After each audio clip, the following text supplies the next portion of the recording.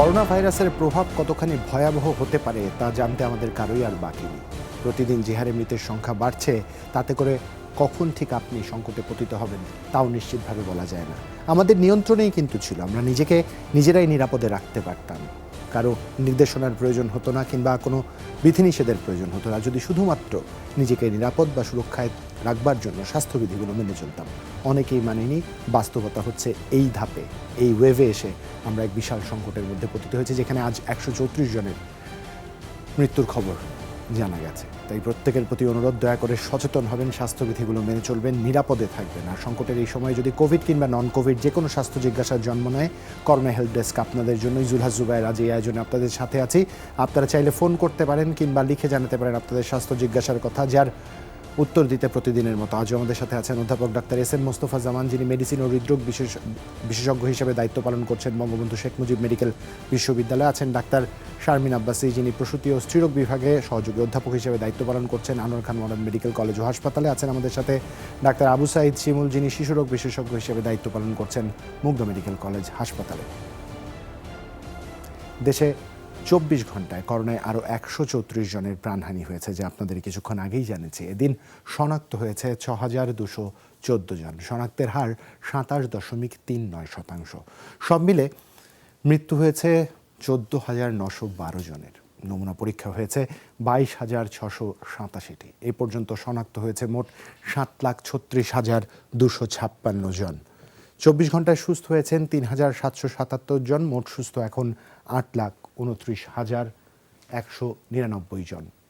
মৃত 134 জনের মধ্যে 84 জন পুরুষ এবং 50 জন নারী। সেই হিসাবে খুলনায় মারা গেছেন সর্বোচ্চ 39 জন, ঢাকায় 38, রাজশাহীতে 23, চট্টগ্রামে 11 জন, রংপুরে 15, ময়মনসিংহে 4, বরিশালে 3 আর সিলেটে 1 জনের মৃত্যু হয়েছে করোনায়।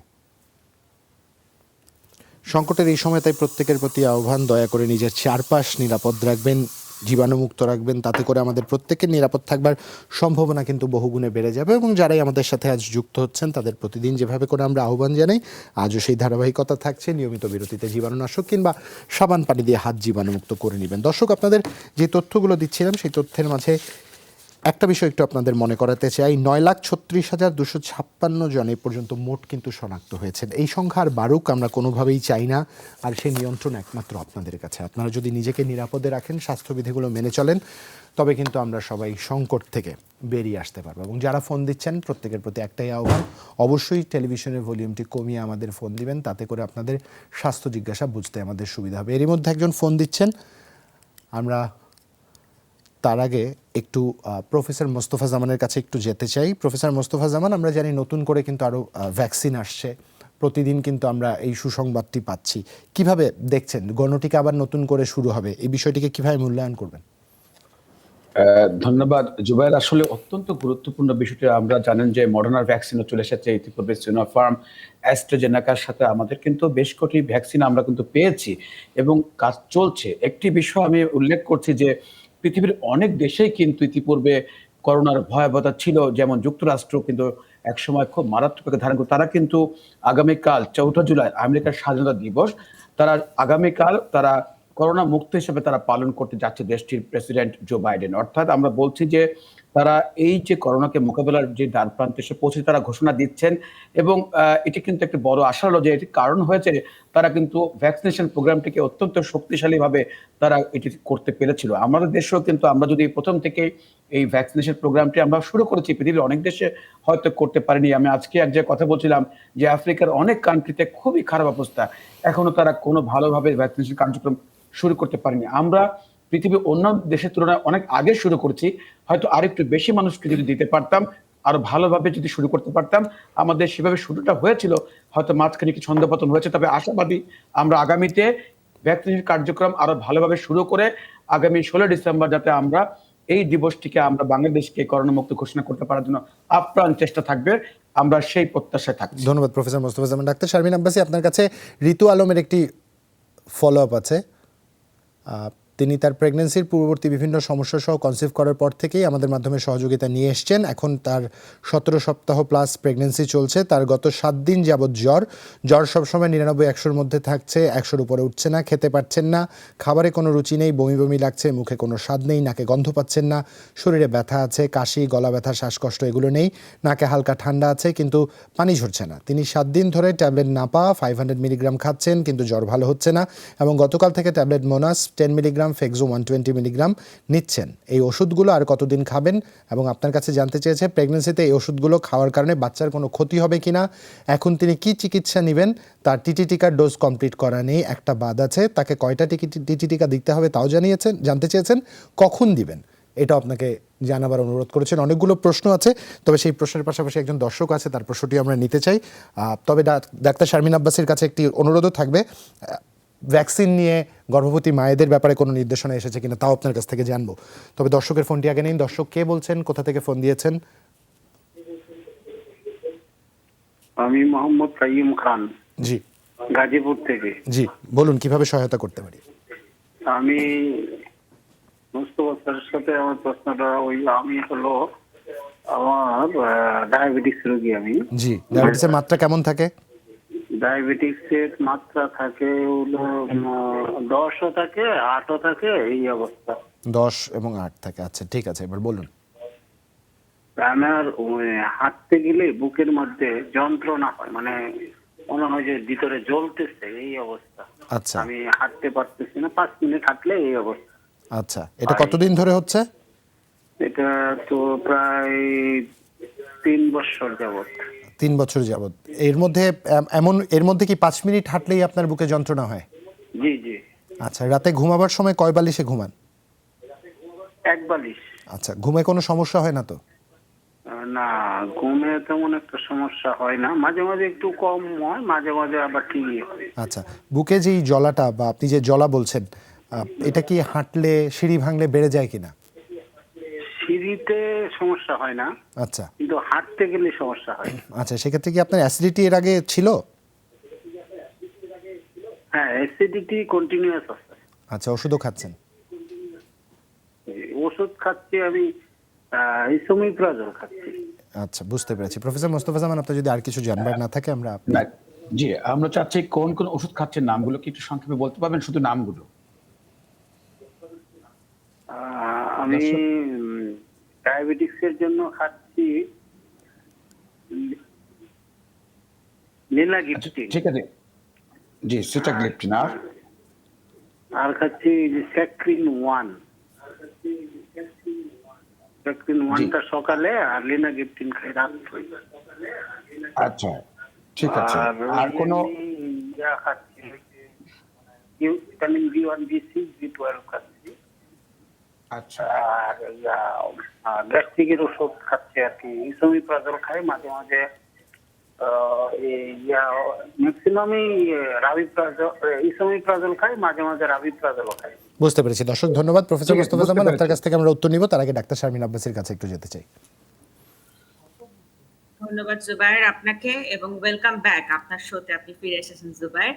আসলে মূলত যে প্রশ্নটি আপনি রেখেছেন যে প্রেগন্যান্সিতে কি করা যাবে, আমাদের দেশে হয়তো নির্দেশনা আসবে, কারণ আপনারা জানেন যে মাননীয় প্রধানমন্ত্রী বলেছেন যে শেষ মুহূর্ত পর্যন্ত হলেও কিন্তু প্রতিটি নাগরিককে কিন্তু ভ্যাকসিনের আওতায় আনা হবে। তো আমার ধারণা এই যে ল্যাকটেশনাল মা যারা আছেন বা প্রেগনেন্ট উইমেন যারা আছেন, তারাও কিন্তু আসলে বাংলাদেশে একটা সময় ভ্যাকসিন দেওয়ার যে আওতাভুক্ত অবস্থাটি তার মধ্যে চলে আসবেন, এবং আমরা সেই স্বপ্ন দেখি। এবং সেই জায়গায় যখন সেফটিনেসের প্রসঙ্গটি আসে, আমি একটু উল্লেখ করতে চাই, 25শে জুন 2021 মালয়েশিয়ার স্পেশাল কমিটি তারা কিন্তু একদম ডিক্লেয়ার করেছে তাদের কিছু গবেষণালব্ধ ফলাফল, যেখানে কমপ্লিটলি দেখানো হয়েছে ফাইজার, অ্যাস্ট্রাজেনেকা এন্ড সিনোভ্যাক এই 3টা ভ্যাকসিনই কিন্তু ল্যাকটেশনাল মাদের জন্য 100% সেফ। এবং তারা তাদের মালয়েশিয়ান গাইডলাইনে আরেকটা বিষয় দেখিয়েছে যে ফাইজার, অ্যাস্ট্রাজেনেকা এন্ড সিনোভ্যাক এই 3টা ভ্যাকসিন কিন্তু প্রেগন্যান্সিতেও দেওয়া যাবে, যেটা সেফ। কিন্তু সেখানে তারা একটা টাইম বার দিয়েছে, তারা বলেছে 14 সপ্তাহ থেকে 33 সপ্তাহ পর্যন্ত এই টাইমটিতে তারা দিতে চায়। তারা 14-র আগে দিতে চায় না, কারণ অন্য কোনো কারণেও যদি অ্যাবর্শন হয়ে যায়, কারণ আপনারা জানেন যে 14 সপ্তাহের আগে অ্যাবর্শনের চান্স বেশি, তখন হয়তো ভ্যাকসিনের ঘাড়ে দোষ আসতে পারে। আর 33 সপ্তাহ পরে দিতে চায় না, কারণ অনেকে প্রেগন্যান্সির প্ল্যান করেন। অনেক সময় আমরা বলি যে ব্লাড কোয়াগুলেশন টাইপ কোনো ধরনের সমস্যা হতে পারে, এই ভয়গুলো যেন মানুষের মনে না আসে, সেই জন্য তারা 33 সপ্তাহকে টার্গেট করেছে। কিন্তু একটি কথা নিচে খুব সুন্দর করে রেড লাইনে তারা দিয়ে দিয়েছে যে 33 সপ্তাহ পরেও যদি কোনো মা বা তার পরিবার মনে করেন যে ভ্যাকসিন দেবেন, তাহলে তারা চিকিৎসকের পরামর্শ নিয়ে সেটা দিতে পারবেন। এই হিসেব নিকাশ বলে দেয়, দেখুন ফাইজার, অ্যাস্ট্রাজেনেকা, সিনোভ্যাক প্রেগন্যান্ট মা এবং যে মারা বুকের দুধ খাওয়াচ্ছেন দুজনের জন্যই সেফ। তো আমি মনে করি যে এই তথ্যটি আসলে আমাদের মেয়েদের, যে নারীদের জন্য একটি মনোবল রাখবে, এবং অবশ্যই আমি বিশ্বাস করি যে গভর্নমেন্ট একটা সময় নিশ্চয়ই সেই ব্যবস্থাপনায় এদেরকে অন্তর্ভুক্ত করবে। আর আমাদেরকে যিনি প্রশ্ন করেছিলেন তার জন্য আমি বলবো যে এখন যেহেতু আমরা একটা হাই ট্রান্সমিশনের টাইম পার করছি, ঠিক সেই জায়গাটিতে আমাদের প্রত্যেককে করোনাকে মাথায় রাখতে হবে। যখন 5 দিন, 6 দিন, 7 দিন প্রপার ট্রিটমেন্ট নেওয়ার পরও যখন আমাদের কিন্তু জ্বর ভালো হচ্ছে না, আমি বলবো যে প্রেগনেন্ট উইমেন, আর্লি প্রেগন্যান্সি, 7 দিন ধরে জ্বর ভালো হচ্ছে না, অবভিয়াসলি তাকে আরটিপিসিআর কোভিড টেস্ট করতে হবে, প্রথম কথা। সেকেন্ড, সিবিসি, সিআরপি এই মুহূর্তে ম্যান্ডেটরি, এবং একটা ফেরিটিন টেস্ট আমরা মনে করি ওনার করার প্রয়োজন আছে, এবং ডি ডাইমার। কারণ আমরা অনেক রোগী পেয়েছি এই প্যারামিটার গুলো বেশি কিন্তু কোভিড-19 টেস্ট রিপোর্ট নেগেটিভ, তখন কিন্তু আমাদেরকে at the line of the Covid positive patient হিসেবে তাদেরকে লিড করতে হয়েছে। এবং প্রেগন্যান্সি সবসময় একটু ডিফারেন্ট এবং স্পেশাল অ্যাটেনশন পাবে, এটা আমরা বারবার আমাদের এই আয়োজনে বলেছি, কারণ রোগীদের একটুখানি দেরি কিন্তু তাদেরকে ঝামেলায় ফেলে দেয়। সেহেতু উনি নাপা খাচ্ছেন, মোনাস খাচ্ছেন, এগুলো খেয়ে জ্বর উনি কমান। জ্বর আরো বেশি হলে সাপোজিটরি নিতে পারবেন, গা স্পঞ্জিং করবেন, নাপা 500 করে 2টা করে 3 বেলা খেতে পারবেন, দরকার হলে 6 আওয়ারলিও খেতে পারবেন, কিন্তু জ্বরকে কমাতে হবে, নতুবা কিন্তু মিসক্যারেজের চান্স বেড়ে যাবে। এবং তার সাথে ইউরিন আরএবি এবং কালচারটা করতে হবে, এবং একটা আল্ট্রাসোনোগ্রাফি করে রিপোর্ট জানাতে হবে। এবং আমি মনে করি ওনাকে আসলে হসপিটাল অ্যাডমিশন করাটা ভালো হবে এই মুহূর্তে। ধন্যবাদ আপনাকে ডাক্তার শারমিন আব্বাসী। প্রফেসর মোস্তফা জামান। জি, আপনি খুব সুন্দরভাবে ইতিহাস নিচ্ছিলেন জুবায়ের। আসলে যিনি প্রশ্ন করছেন, যেহেতু ডায়াবেটিসের রোগী, তার হার্টের রোগ হওয়ার অনেকটা ঝুঁকি অন্যদের চেয়ে বেশি থাকে, আমরা সবসময় কথা বলে থাকি। সঙ্গে অনেক কারণে তার বুকের এই সমস্যা হতে পারে, অ্যাসিডিটি হতে পারে, অথবা আমরা বলি সার্ভাইকাল স্পন্ডিলাইটিস হতে পারে। তো অন্যান্য যে সমস্যাগুলো কিন্তু আসলে জীবনের জন্য হুমকি নয়, কিন্তু হৃদরোগ যেহেতু অনেক সময় জীবনের সাথে হুমকির সম্মুখীন থাকে এবং ডায়াবেটিস থাকে, সেজন্য আমি বলবো আপনি যে ওষুধগুলো খাচ্ছেন, আমরা আশা করব আপনি ডায়াবেটিস থেকে 3টি ওষুধ খাচ্ছেন।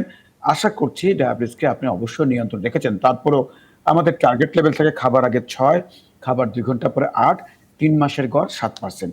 এই 6, 7, 8 এভাবে রাখতে পারলে আমরা বলি ডায়াবেটিস ভালো আছে, গুড গ্লাইসেমিক কন্ট্রোল। কিন্তু এই মুহূর্তে তার যে সমস্যা হচ্ছে, তাকে বলবো কয়েকটি ওষুধ আমরা এই মুহূর্তে শুরু করতে। একটি অ্যান্ট্লক প্লাস প্রতিদিন দুপুরবেলা ভরা পেটে একটি খাবেন। ট্যাবলেট অ্যান্টিল এসআর 2.6 সকাল 9টায় একটি, বিকেল 4টায় একটি, এবং রসুভা 10 মিলিগ্রাম একটি কোলেস্ট্রল কমানোর ওষুধ।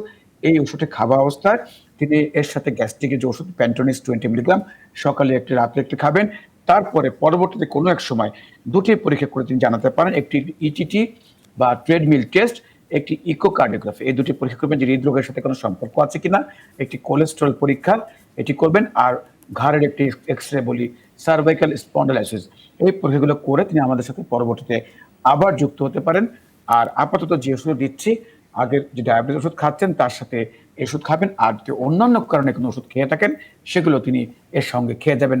আমাদের আশাবাদী আমরা তিনি তার রোগটি শনাক্ত করতে পারবেন এবং তার চিকিৎসা তিনি আশা করি আরো ভালোভাবে তিনি সম্পন্ন করতে পারবেন বলে আমরা তার জন্য শুভকামনা রইল। ধন্যবাদ প্রফেসর মোস্তফা জামান। ডাক্তার আবু সাইদ শিমুল, আপনার কাছে একটু যেতে চাই। সাইবার রহমান, যার বয়স 6 বছর 10 মাস, এবং সাদিয়া রহমান, যার বয়স 2 বছর, তাদের জন্য প্রশ্ন করেছেন তাদের বাবা সিদ্দিকুর রহমান। তিনি জানতে চেয়েছেন কৃমির ওষুধ খাওয়াতে চাচ্ছে, কি ওষুধ দিলে ভালো হবে, আর দুজনের ডোজের পরিমাণ কি হওয়া উচিত জানতে চেয়েছেন। এবং ডাক্তার আবু সাইদ শিমুল, সেই সাথে একটি বিষয় জানতে চাই, মাননীয় প্রধানমন্ত্রী কিন্তু আজ বাজেট সমাপনী বক্তব্যে এই বিষয়টি বলেছেন যে শিক্ষা প্রতিষ্ঠান খোলার আগে সবাইকেই টিকা দেয়া হবে। বাচ্চাদের টিকা নেওয়ার ক্ষেত্রে এক্ষেত্রে অগ্রিম কোনো নির্দেশিকা বা কিছু যদি বলতে চান।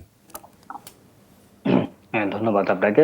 প্রথমে যেটা খুব সংক্ষেপে কৃমির ওষুধটার ব্যাপারে উল্লেখ করতে চাই, সেক্ষেত্রে অনেক ক্ষেত্রে কিন্তু কৃমির ওষুধ খাওয়ানো যায় না। কোনো অসুস্থতা থাকলে, বমি থাকলে, একুইট কন্ডিশনে পেটে ব্যথা আছে, এই মুহূর্তে বাচ্চা বমি করছে, এই মুহূর্তে জ্বর আছে, সেই ক্ষেত্রে কিন্তু কৃমির ওষুধ খাওয়ানো যাবে না। সুতরাং বাচ্চাদের কৃমির ওষুধ খাওয়ানোর ক্ষেত্রে একটু আসলে যদি চিকিৎসকের শরণাপন্ন হওয়া যায় ভালো, কিংবা আপাত দৃষ্টিতে যদি মনে হয় বাচ্চার অন্য কোনো সমস্যা নেই, অন্য কোনো অসুস্থতা নেই, তাহলে কিন্তু আসলে কৃমির ওষুধ খাওয়াবেন। কৃমির ওষুধের ডোজ কিন্তু খুবই সহজ। 2 বছরের পর থেকে, অর্থাৎ যুব 2 বছর 1 দিন বয়সের একটা বাচ্চার যে ডোজ, একজন 100 বছরের বৃদ্ধরও কিন্তু একই ডোজ। সেক্ষেত্রে 400 মিলিগ্রাম। আপনি 2 বছরের উপরে যে বাচ্চা এবং 6 বছর বলছেন, দুজনের জন্যই অ্যালবেন ডিএস এই সিরাপটা 2 চামচ যদি আজ রাতে খাওয়ান কিংবা কালকে খাওয়ান, 1 সপ্তাহ পরে আবার খাবেন। নিয়মগুলো মেনে চলবেন। বাড়ির অন্য সকলে কিন্তু একসাথে কৃমির ওষুধ খাওয়ানো ভালো। বড়দের জন্য আমরা বলে থাকি ট্যাবলেট অ্যালবেন দিয়ে যেটা 400 মিলিগ্রাম, সেটা ট্যাবলেটটা খাবেন। আগামীকাল খেলে 1 সপ্তাহ পরে আবার খাবেন। যেটা ভ্যাকসিনের কথা বললেন, পৃথিবীর অনেক দেশে কিন্তু ভ্যাকসিন ট্রায়াল চলছে, রিকমেন্ডেড করেছে। ইউএসএফডি অলরেডি ফাইজারের যে ভ্যাকসিন সেটা 12 বছরের বয়সের পর থেকে দেয়া যায়। এটা এখন কিন্তু আরো আর্লি দেয়া যায় কিনা সেই ট্রায়ালও শুরু হয়ে গিয়েছে। অর্থাৎ আগে তো ছিল তারা 18 বছর থেকে, এখন বলছে কিন্তু 12 বছরের পর থেকেই ফাইজারের ভ্যাকসিনটা দেয়া সম্ভব।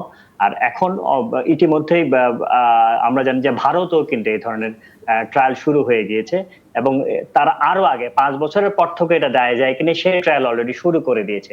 সুতরাং আমাদের আসলে একটা আবেদন ছিল, যেটা যদিও এই মুহূর্তে সম্ভব না, যে ফাইজারের ভ্যাকসিন গুলি কিছুকে সংরক্ষণ করে রাখা যাবে কিনা বা সামনে যদি আসে, কারণ অন্য সবগুলোই ভ্যাকসিন কিন্তু মোটামুটি ভাবে সেফ। কোন ভ্যাকসিন দিবে এখন সেটা না। আমরা যেমন কি জানি যে কানাডাতে কিন্তু মডার্নার ভ্যাকসিন ছিল, ফাইজারের ভ্যাকসিন ছিল, অ্যাস্ট্রাজেনেকার ভ্যাকসিন ছিল। কানাডার প্রধানমন্ত্রী জাস্টিন ট্রুডো কিন্তু অ্যাস্ট্রাজেনেকার ভ্যাকসিন নিয়েছেন। উনি বলতে পারতেন আমি ফাইজারটা নেব কিনা। হ্যাঁ, এখন সামনেই যে ভ্যাকসিন আসছে সেটাই নিয়ে নেওয়া উচিত। আমরা আজকে একটা দেখলাম যে ডেল্টা ভেরিয়েন্টের বিরুদ্ধে ভারতের যে ভ্যাকসিন সেটা মোটামুটি 65% কিন্তু কাভার দেয়। সুতরাং এত সংকট, এটা এই মুহূর্তে আমাদের সামনে যেটা পাবেন সেটাই নিয়ে নিতে হবে। আরেকটা কথা খুব গুরুত্বপূর্ণ, এখন কিন্তু বলা হচ্ছে আবার কিন্তু বুস্টার ডোজ দেয়ার। কিছু কিছু দেশ অলরেডি শুরু করে দিয়েছে যে থার্ড ডোজ 6 মাস পরে। সুতরাং সামনে ভ্যাকসিন কিন্তু একটা কূটনৈতিক অংশ, ভূ রাজনৈতিক অংশ হবে। সুতরাং আমরা নিজেদের সক্ষমতা যদি আমরা অর্জন করতে না পারি, সামনের দিনগুলোতে এমনই হবে হয়তো প্রতি বছর আমাদের দিতে হয় কিনা সেটা কিন্তু একটা ভাবনার বিষয়। সুতরাং নিজেদের সক্ষমতা যদি আমরা অর্জন করতে না পারি, এটা কিন্তু সামনে ভূ রাজনৈতিক ভাবে কিন্তু আমরা, অর্থনৈতিক ভাবেও কিন্তু আমরা পিছিয়ে পড়ার সম্ভাবনা রয়েছে। ধন্যবাদ ডাক্তার আবু সাইদ শিমুল, খুব গুরুত্বপূর্ণ একটি বিষয় বলেছেন। একটা ছোট প্রশ্ন আছে, প্রশ্নটা রেখে বিরতিতে যেতে চাই। আহসানুল হক রোহেল প্রশ্ন করেছেন তার বাচ্চার জন্য, যার বছর 13 বয়স, 3-4 মাস আগে তার মেনস্ট্রুয়েশন শুরু হয়েছে, কিন্তু যখন শুরু হয় তখন 10 থেকে 12 দিন পর্যন্ত থাকে, এরপর আবার ভালো হয়ে যায়, 10 থেকে 12 দিন পর আবার সাইকেল স্টার্ট হয়। এখন তিনি কি করবেন? মাসে 10 থেকে 12 দিন সে ভালো থাকে, বাকি সময়টিকে তার মেনস্ট্রুয়েশন সাইকেলের মধ্যে দিয়ে যেতে হয়। ডাক্তার শারমিন আব্বাসীর কাছ থেকে উত্তর আমরা নিব, তবে ছোট একটা বিরতি থেকে যখন ফিরছি তখন সাথেই থাকুন।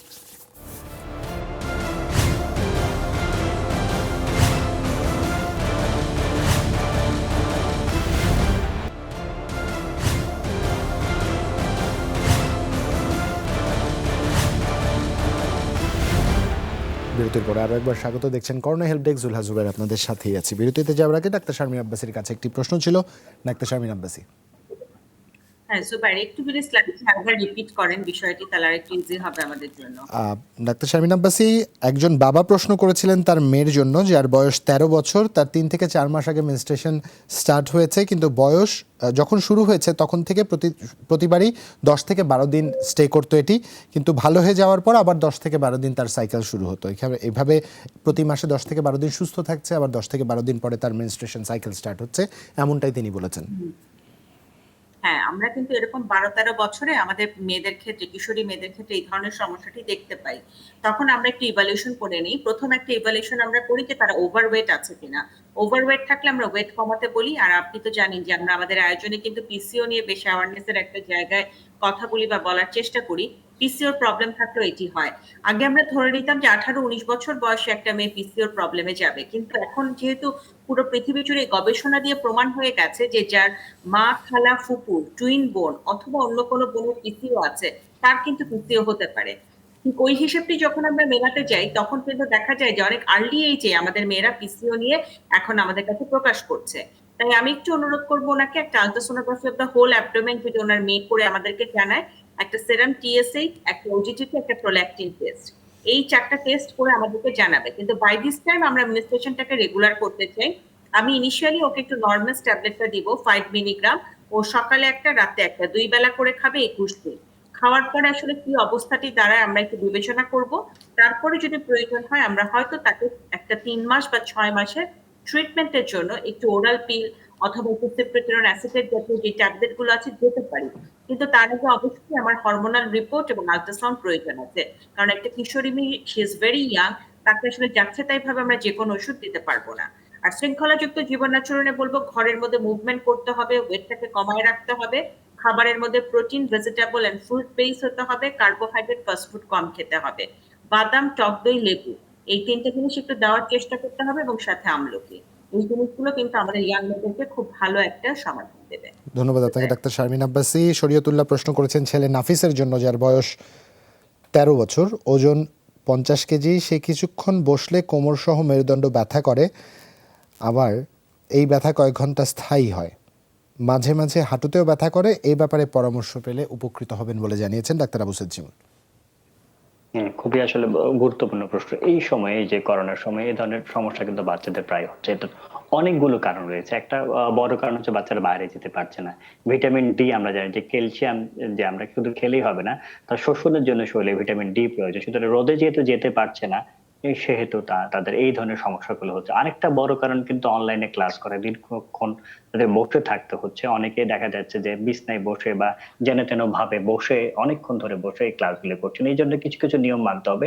একটু মাস্ক পরে বা ছাদে বা বাসার সামনে ছোট জায়গাটাতে কিন্তু 20-25 মিনিট বা আধ ঘন্টার জন্য যেতেই পারে। কিন্তু একটু মা বা বাবা একটু সাথে থাকলেন, তাহলে তাদের যে ভিটামিন ডি এর অভাবটা পূরণ হবে। আর যখন অনলাইন ক্লাসে বসবেন, একটু বড় স্ক্রিনে বসা কিন্তু ভালো। যদি ল্যাপটপ হয় বা ডেস্কটপ হয়, মোবাইলে না করে যদি সম্ভব হয়। আর যদি মোবাইলে করতে হয়, আমরা বলেছি আয়ের লেভেলে রাখতে হবে, স্ক্রিনটা যেন আই লেভেলে থাকে, নিচু উঁচু হয়ে না থাকে, এবং এই যে হাঁটু দুটো, এটা কিন্তু একটা সাপোর্ট দিয়ে রাখতে হবে। এইভাবে যদি বসে তারা কোনো কিছু করে, তাহলে কোমরের উপর কিন্তু যে চাপটা, যে ভারটা, সেটা কিন্তু পড়বে না। নর্মালি যদি এমনিতে বসে থাকে, তাহলে কিন্তু এই চাপটা পড়ে। এবং পেছনের জন্য অবশ্যই এমন চেয়ার পরে যে পেছনে সাপোর্ট থাকে, এবং দীর্ঘক্ষণ বসে না থেকে ক্লাসে সামান্য ফাঁক পেলে যেন একটু উঠে হাঁটাহাঁটি করে। এটাগুলো কিভাবে সে আসলে ওষুধ না খেয়েই যে করতে পারে। এই মুহূর্তে যেটা করতে পারে, সে যে ডেফট্রল, এটা ট্যাবলেট আকারে পাওয়া যায়, যেহেতু 13 বছর বয়স, 20,000 মিলিগ্রাম, বা ডি রাইসও পাওয়া যায় যে 20,000, সেটা প্রতি সপ্তাহে একটা করে অন্তত 6 থেকে 8 সপ্তাহ একটু খাবে। যদি ব্যথাটা বেশি করে, সেক্ষেত্রে ইনফ্লাম ট্যাবলেট রয়েছে, সেটা 200 মিলিগ্রাম, সেটা একটা করে দিনে 2 বার ভরা পেটে খাবে। তার সাথে একটু আমরা বলে থাকি অ্যাসিডিটির জন্য ওষুধ খেতে হবে, ম্যাক্স প্রো অথবা ফিনিক্স ক্যাপসুল পাওয়া যায় 10 মিলিগ্রামে, সেটা একটু খালি পেটে খাবে একটা করে 2 বার। এছাড়া কিছু মাসেল রিল্যাক্সেন্ট বাচ্চাদের জন্য সেট, যেটা ব্যাকলো নামে পাওয়া যায়, এটা 5 মিলিগ্রামের পাওয়া যায়, রাতে একটা করে খাবে, একটু গরম শেক দিবে। এই জিনিসগুলো একটু মেনটেন করলে বেশিরভাগ ক্ষেত্রে ভালো হয়ে যায়। দুশ্চিন্তা মুক্ত থাকুন, পুষ্টিকর খাবার খান, রাতে ঘুমার আগে যদি 1 গ্লাস দুধ দেন, তাতেও ক্যালসিয়াম রয়েছে। আর সামুদ্রিক মাছে কিন্তু ভিটামিন ডি রয়েছে। আশা করি এইসব নিয়ম মেনে চললেই বাচ্চা ইনশাল্লাহ কয়েকদিনের মধ্যে দেখবেন যে সুস্থ হয়ে যাবে। কিন্তু নিয়ম মানাটা কিন্তু খুব জরুরি। অসংখ্য ধন্যবাদ ডাক্তার আবু সাইদ শিমুল। মার্জনা পারভিন আমাদের লিখেছেন, তার বয়স 45, তার হাজবেন্ডের বয়স 51, এবং তার হাজবেন্ডের প্রেশার স্বাভাবিক ও ডায়াবেটিস নেই। তার নিজের অ্যাজমা এবং অ্যালার্জির সমস্যা আছে। 9 মাস আগে তিনি এবং তার পুরো পরিবার কোভিড-19 দ্বারা আক্রান্ত হয়েছিলেন। ডাক্তারের চিকিৎসায় সুস্থ হয়েছেন, কিন্তু এখনও শরীরে অতিরিক্ত দুর্বল, এবং কিছুদিন পর পর শরীরে, বিশেষ করে পায়ে প্রচুর পরিমাণে ব্যথা হয় পরিশ্রম না করা সত্ত্বেও। তার 12 বছর এবং 20 বছর বয়সী মেয়েদেরও একই সমস্যা হচ্ছে। এখন কি করতে পারেন? এর আগে 2বার আমাদের কাছ থেকে পরামর্শ তিনি পেয়েছেন প্রফেসর মোস্তফা জামান। জুবায়ের, যার জন্য প্রশ্নটি করেছেন, তার বয়স কত এবং তার বয়স 45 এবং তার হাজবেন্ডের বয়স 51, মার্জনা পারভিন। দুজনেরই কি একই রকম সমস্যা? পুরো পরিবার কোভিড আক্রান্ত হয়েছিলেন তারা। আচ্ছা, এখন যেটা জানতে চাচ্ছেন, সবচেয়ে বড় প্রশ্নটি কি জানতে চাচ্ছেন? তিনি বলছেন শরীর এখনো প্রচন্ড দুর্বল লাগে এবং কিছুদিন পর পর শরীরের, বিশেষ করে পায়ে প্রচুর ব্যথা হয়। আচ্ছা, আসলে আপনি ঠিক এইরকম রোগীর সংখ্যা কিন্তু আমাদের চেম্বারে ইদানিং খুব বেড়ে গেছে। সেটা হলো কি, যে যারা আগে কোভিডে আক্রান্ত হয়েছিলেন, এবং আমরা বলি পোস্ট কোভিড সিনড্রোম বা লং কোভিড সিনড্রোম, বিশেষ করে শরীরের দুর্বলতা, এটি কিন্তু আমরা খুব বেশি পাচ্ছি, ক্লান্ত বোধ করছেন। তো এটি আসলে আমরা একটি কথা সবসময় বলি, যে যেহেতু যদি ডায়াবেটিস থাকে, সেটাকে ডায়াবেটিস নিয়ন্ত্রণ রাখতে হবে। যদি কারো উচ্চ রক্তচাপ থাকে, সেইটিকে নিয়ন্ত্রণ রাখতে হবে ওষুধের মাধ্যমে। আমরা ছোটখাটো যে কিছু ব্যায়াম শিখিয়ে দিই, যেমন কিছু ফুসফুসের ব্যায়াম আছে, সেগুলো শিখিয়ে দিচ্ছি। আমরা যে এক্সারসাইজ করে বাড়িতে একটু কায়িক পরিশ্রম করে হালকা ব্যায়ামগুলো আস্তে আস্তে শুরু করতে হবে। অর্থাৎ এইভাবে নিজেকে ফিট রাখার চেষ্টা করতে হবে। মনে রাখতে হবে এখানে time is the best healer, আমি সবসময় বলি সময় দিতে হবে একটু। আপনারা জানেন যে এই যে করোনা একটি ভাইরাস, একটি নতুন ধরনের, কারো কারো ক্ষেত্রে খুব তাড়াতাড়ি সুস্থ হচ্ছেন, কেউ কেউ আছেন সুস্থ হতে পুরোপুরি সময় লাগছে। আপনি দেখেন বাড়িতে আগে যখন অন্যান্য জ্বর হতো, জ্বরের পরে অনেকে দেখতেন কেউ কেউ 2 সপ্তাহ 3 সপ্তাহ 1 মাস পরেও ভাইরাসের কারণে অনেক দুর্বল থাকতো। তো যেহেতু নতুন একটি ভাইরাস, এটা নিয়ে গবেষণা চলছে, অনেকেরই একটি পুরোপুরি দুর্বলতা কাটতে সময় লাগছে, তবে ভয়ের কিছু নেই। তবে কারো কারো যেহেতু একটু রেসিডুয়াল সমস্যা হচ্ছে, অনেকে আতঙ্কে ভুগছেন শরীরের সমস্যার সাথে, অনেকে শারীরিকের সাথে মানসিক সমস্যা ভুগছেন। আবার হবে কিনা, আবার দ্বিতীয়বার আক্রান্ত হবেন কিনা, এই যে সবকিছু মিলে কিন্তু এক ধরনের দুর্বলতা অনুভব করছেন। পুষ্টিকর খাবার খেতে বলি, একটু হালকা ব্যায়াম করতে বলছি, এবং বিশেষ করে আমরা বলছি ভিটামিন সি সমৃদ্ধ খাবার, ভিটামিন ডি, এটি তিনি সূর্যের আলোতে যাবেন, একটু ক্যালসিয়াম গ্রহণ করতে পারেন, আর অন্যান্য স্বাভাবিক যে কাজগুলো করবেন। আমাদের বিশ্বাস এটি আস্তে আস্তে একদম ভালো হয়ে যাবে। ভয়ের কোনো কারণ নেই, কোনো পরীক্ষার প্রয়োজন নেই। যদি তিনি মনে করেন যে কখনো খারাপ দিকে যায়, অবশ্যই আমাদের সাথে যোগাযোগ করবেন। একটু সময় দিন, আমাদের বিশ্বাস তিনি তারা সুস্থ করবেন। ধন্যবাদ প্রফেসর মোস্তফা জামান। একজন দর্শক আছেন আমাদের সাথে, ফোনটা আমরা নিতে চাই। দর্শক, আপনার নাম, বয়স এবং কোথা থেকে ফোন দিয়েছেন জানিয়ে প্রশ্ন করুন। দর্শক, নাম, বয়স। দুঃখিত, সংযোগটি বিচ্ছিন্ন হয়েছে। আমরা একটু মুনা আফরিনের প্রশ্নটি পড়তে চাই। মেয়ের বয়স 6 বছর, ওজন 18 কেজি। ওর প্রতি মাসে কৃমি হয় আর প্রতি মাসে সোলাস খাওয়ানো হয়। কৃমি এত পরিমাণে হয় যে ওর প্রস্রাবের রাস্তায় ঢুকে যায়। তার প্রশ্ন হচ্ছে প্রতি মাসে কৃমির ওষুধ খাওয়ালে কোনো সমস্যা হবে কিনা, আর প্রস্রাবের রাস্তায় কৃমি বেঁচে থাকতে পারে কিনা জানতে চেয়েছেন ডাক্তার আবু সাইদ শিমুল। এই প্রশ্নের উত্তর আপনার কাছ থেকে আমরা একটু নিতে চাই, তবে যখন একটা বিরতি থেকে ফিরছি তখন। দর্শক, আয়োজনের এই পর্যায়ে আরও একটা বিরতিতে যাব, ফিরছি এক্ষুনি, সাথেই থাকুন।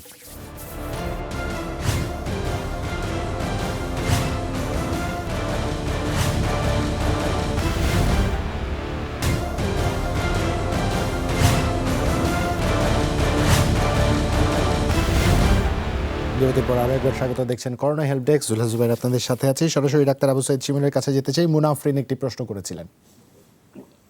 যে আপনি প্রশ্ন করে প্রথমে আপনি যেটা জানতে চেয়েছেন, প্রতি মাসে কৃমির ওষুধ খাওয়ালে সমস্যা হবে কিনা। হ্যাঁ, অবশ্যই সমস্যা হবে।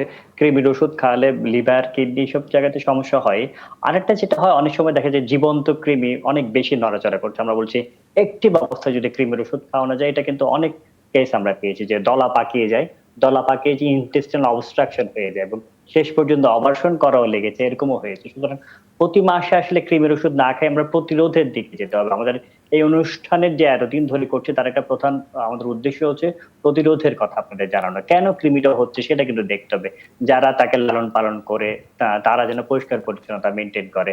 সে যেন, আমরা বলে থাকি, যখন টয়লেটে যাবে অবশ্যই স্যান্ডেল পরে যাবে এবং ওই স্যান্ডেলটা টয়লেটে রেখে আসবে। এবং যেটা তার খাবার দাবার তৈরি, অর্ধসেদ্ধ খাবার খাওয়ানো যাবে না অবশ্যই। ডিমটা ফুল বয়েল করতে হবে। অন্যান্য খাবারগুলো একদম পুরোপুরি ভাবে রান্না করতে হবে। সাবান দিয়ে সকলের হাত ধুতে হবে। বাসায় যদি হেল্পার থাকে কেউ, তাকেও আসলে এই জিনিসটা মেনটেন করতে হবে। পানি ফুটিয়ে খেতে হবে। ফুটিয়ে খেলে অনেক সময় কৃমির ডিম কিন্তু যায় না, এই অনুষ্ঠানে বলেছি আমরা, কিন্তু ফিল্টার করলে পুরোপুরি যায়। এই জিনিসগুলো যদি আপনি মেনটেন করেন, দেখবেন যে আসলে এই সমস্যাটা হচ্ছে না। আর মিষ্টি বা চকলেট খেলে কৃমি হয় না, কিন্তু কৃমি যদি পেটে থাকে তখন যদি আপনি মিষ্টি জিনিস খান তাহলে কিন্তু বাড়তে থাকবে, কারণ কৃমির একটা প্রধান খাবার হচ্ছে সুগার। সুতরাং একটা পেটে কৃমি রয়েছে, সেই সময় যদি মিষ্টি জাতীয় জিনিস খাওয়ায় তাহলে কিন্তু হবে। হ্যাঁ, আর যদি একটু সস্তা ব্র্যান্ডের কোনো ও চকলেট বেসব খায়, তার থেকে তো আসলে এই যে যেগুলো অস্বাস্থ্যকর পরিবেশে তৈরি করা হয়, সেক্ষেত্রে কৃমি তো হতেই পারে। সুতরাং এই জিনিসগুলো কিন্তু একটু আমাদের মাথায় রাখতে হবে।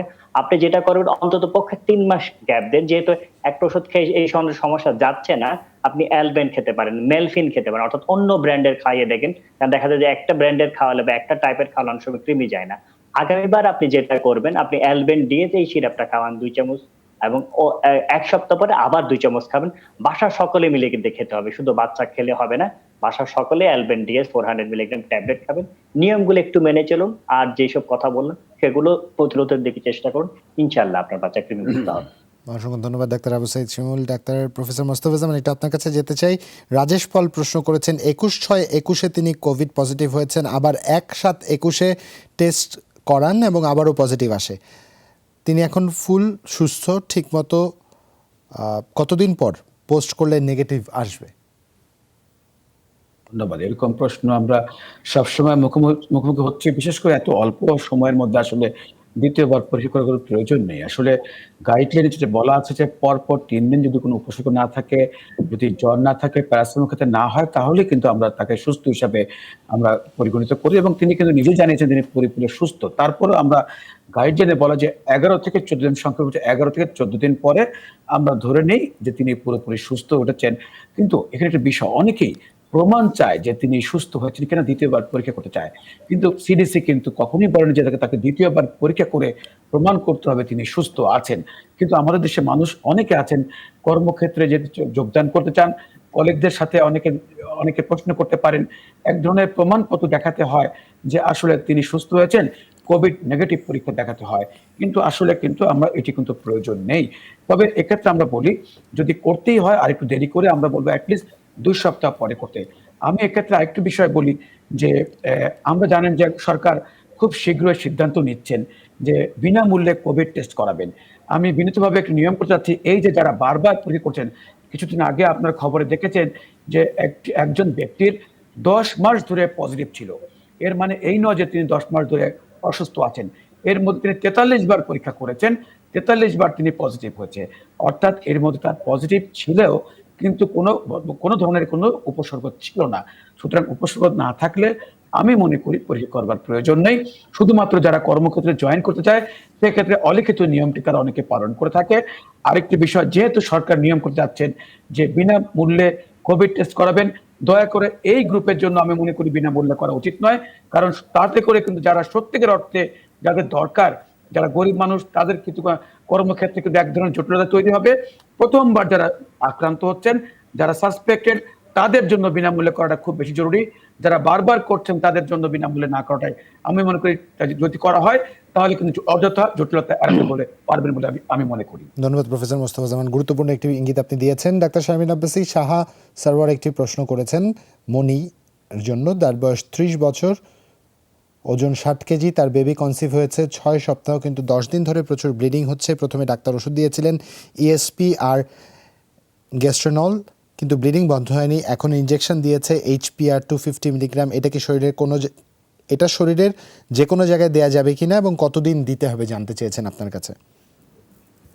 আচ্ছা, 6 উইকস প্রেগন্যান্সিতে কিন্তু ব্লিডিং হলে এটি একটু আসলে ভয়ের বিষয় আছে এবং এটাকে খুব সিরিয়াসলি নিতে হবে। এখন ব্লিডিংটি কেন, এটি একটি দেখার বিষয় আছে এবং এখানে কোনো অ্যাবর্শনের প্রক্রিয়া শুরু হয়ে ব্লিডিংটি হচ্ছে কিনা সেটিও কিন্তু দেখার বিষয় আছে। আমরা বলবো ওষুধ পরে, সবার আগে হচ্ছে নিয়ম কানুন, অ্যাবসোলিউট বেড রেস্ট, এর উপরে কোনো কথা নেই। পায়ের নিচে একটি বালিশ দিয়ে ঘুমাবেন, কোমর ভাঁজ করে কোনো কাজ করবেন না, নিচু হয়ে কোনো কাজ করবেন না, মলত্যাগ করার সময় এবং পেশাব করার সময় তলপেটে চাপ দিবেন না। এটি হচ্ছে আপনার জন্য প্রথম নিয়ম। সেকেন্ড যে নিয়মটি, সেই নিয়মটির মধ্যে ওষুধ এবং ইনজেকশন। এইচপিসি ইনজেকশন অবশ্যই দেওয়ার প্রয়োজন আছে, কারণ আমরা এই প্রেগন্যান্সিটাকে রক্ষা করতে চাই। এটি একটি প্রতিস্ফোরণ জাতীয় ইনজেকশন। সেক্ষেত্রে আপনার যে ধরনের ব্লিডিং এর হিস্ট্রি আপনি দিলেন, আমি বলবো 2টো করে ইনজেকশন ৩ দিন পর পর, অর্থাৎ টোটাল সপ্তাহে 4টা ইনজেকশন। অর্থাৎ আজকে শনিবার আপনি 2টো ইনজেকশন একসাথে একটা সিরিঞ্জে তুলবেন, দিয়ে আপনাকে পুশ করা হবে এবং এটা দেওয়ার নিয়ম হচ্ছে এটা মাংসপেশিতে দিতে হয়। আমরা সাধারণত বলি যে ব্যাকে অর্থাৎ বাটাকে দিতে, কারণ কি এটা একটু পেইনফুল ইনজেকশন, সেক্ষেত্রে পেইনটা কম্পারেটিভলি কম হয়। এবং শনিবার দেওয়ার পর আবার 3 দিন পরে আপনি 2 অ্যাম্পুল একটা সিরিঞ্জে তুলে দিবেন। এভাবে আপনি কন্টিনিউ করবেন। যখন ব্লিডিংটি একটু কমে যাবে, 1 সপ্তাহ পর আমরা একটা আল্ট্রাসাউন্ড করব। আল্ট্রাসাউন্ডে কোনো কালেকশন আছে কিনা, থাকলে এক ধরনের নিয়ম ইনজেকশনটা কন্টিনিউ করার, আর যদি কালেকশন না থাকে সেক্ষেত্রে হয়তো গ্র্যাজুয়ালি 1-2 সপ্তাহ পর আমরা এটাকে বন্ধ করে দিতে পারবো। তাই নিয়ম এবং ওষুধ দুটোকে একসাথে মেনে আসলে আমাদেরকে এই ব্লিডিংটি মোকাবেলা করতে হবে। ধন্যবাদ ডাক্তার শারমিন আব্বাসী। অনুষ্ঠান একদম শেষ পর্যায়ে চলে এসেছি। আমরা একটু প্রফেসর মোস্তফা জামান, আমরা 2 মিনিট সময় পাবো, একটু আপনার কাছ থেকে জানতে চাই। এর আগে যে বিষয়টি হয়েছে, প্রচুর জনসাধারণকে কিন্তু প্রথম ডোজের টিকা দেওয়া হয়েছে, দ্বিতীয় ডোজের টিকায় অনেকে অপেক্ষায় আছেন, অনেকের SMS আসেনি। নতুন করে তো টিকা আসতে শুরু করেছে। একজন দর্শকও ফোন দিয়েছিলেন এই জন্য, তিনি খুব অস্থির হয়ে আছেন তার ফোন কলে, আমরা এটা বুঝতে পেরেছি, কিন্তু সংযোগটি বিচ্ছিন্ন হয়ে গেছে। তিনি অনুরোধ করেছেন যাতে এই প্রশ্নের উত্তরটি জানানো হয় যে অন্য কোনো গ্রুপের ভ্যাকসিন দেওয়া যাবে কিনা, কিংবা যাদের একটা মাত্র ডোজ দেওয়া হয়েছে তারা এই পর্যায়ে পাবেন কিনা। যদিও এর আগে আমরা বেশ কয়েকবার এমন উত্তর দেওয়ার চেষ্টা করেছি। প্রফেসর মোস্তফা জামান। জি ধন্যবাদ। আমি সংক্ষেপে বলছি, আসলে আমি সংক্ষেপে বলছি। জাস্ট 5 সেকেন্ড সময় নিচ্ছে। সেটা হচ্ছে সরকার কিন্তু ইতিমধ্যে ঘোষণা করে দিয়েছে এই মাসের জন্য শুধুমাত্র ফ্রি। এটা গত 30 তারিখ আসলে সিদ্ধান্ত হয়ে গিয়েছে। আগস্ট মাস থেকে জি জি, জি আমরা জানি সে বিষয়টা, সেটা আমরা সংক্ষেপে বললাম শুধুমাত্র যাতে দ্বিতীয়বার মানুষকে যাতে অযথা যে যে জড়তা বেশি হয়, মানুষজন ভিড় করে, হ্যাঁ হ্যাঁ সেই ভিড়টি আমরা এড়াতে পারি, সেজন্যই সংক্ষিপ্তভাবে বলছি। সেটাই।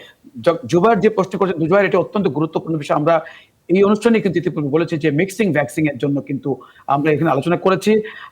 আমরা এই অনুষ্ঠানের মধ্যে খুব শীঘ্রই একজনকে আমরা বলবো যে যিনি মিক্সিং ভ্যাকসিন নিয়েছেন, ইতালি থেকে আমাকে জানিয়েছেন আজকে যে অ্যাস্ট্রাজেনেকার পরে ফাইজার ভ্যাকসিন নিয়েছেন 3 মাস পরে, এবং তারা সুস্থ আছেন এবং ভালো আছেন। তাদের অনেকে এরকম নিচ্ছেন। সুতরাং এটি কিন্তু আমাদের দেশেও আমরা শুরু করতে পারি মিক্সিং ভ্যাকসিন, এবং অনেক অনেক কার্যকর বলে তারা এটা প্রতীয়মান করেছেন। আমরা এই অনুষ্ঠানে অনেক আগেই বলেছি, আমি মনে করি সময় হয়েছে আমরা এই বিষয়টি এখনো যারা বিশেষ করে ফার্স্ট ডোজ পেয়েছেন তাদেরকে আমরা দ্বিতীয় ডোজ দেওয়ার জন্য, ফাইজার অ্যাস্ট্রাজেনেকা ফার্স্ট ডোজ পেয়েছেন, ফাইজারের দ্বিতীয় ডোজটা তাদেরকে আমরা দিতে পারি বলে আমি মনে করি এখান থেকে আমরা রিকমেন্ডেশন দিতে পারি। ধন্যবাদ প্রফেসর মোস্তফা জামান। 1 মিনিট সময় আছে আমাদের কাছে, ছোট একটি প্রশ্ন করতে চাই। বাদল প্রশ্ন করেছেন তার ছেলের জন্য, বয়স 12 মাস, খাওয়াতে গেলেই একটু জোর করতে হয়, বেশিরভাগ সময় বমি করে ফেলে, মাঝে মাঝে বমি নাকে উঠে যায়, এক্ষেত্রে কি করণীয়? ডাক্তার আবু সাইদ শিমুল। আসলে এই ক্ষেত্রে একটাই সমাধান হচ্ছে জোর করা যাবে না। আমরা ফোর্স ফিডিং এর ক্ষেত্রে এটা হয়, বড় গ্যাপ দিয়ে খাবেন, জোর করে খাওয়াবেন না। বাচ্চার কিন্তু আমরা এই বয়সে অন্তত মাত্র 3 বার খাওয়ালেই যথেষ্ট। সুতরাং জোর করার জন্য এটা হচ্ছে, কিন্তু এটা কোনো রোগের জন্য হচ্ছে না। আপনার প্রতি এইটাই উপদেশ। ধন্যবাদ আপনাকে ডাক্তার আবু সাইদ শিমুল, একই সাথে ধন্যবাদ ডাক্তার শারমিন আব্বাসী এবং প্রফেসর মোস্তফা জামান। গতিতে ফিরে আসার মধ্যে একটা অন্যরকম ছন্দ এবং আনন্দ আছে, এই গতির ধারাবাহিকতা অব্যাহত থাকুক। দর্শক, আজ এখানেই বিদায় নেব। সবাই ভালো থাকবেন, নিরাপদে থাকবেন, শুভরাত্রি।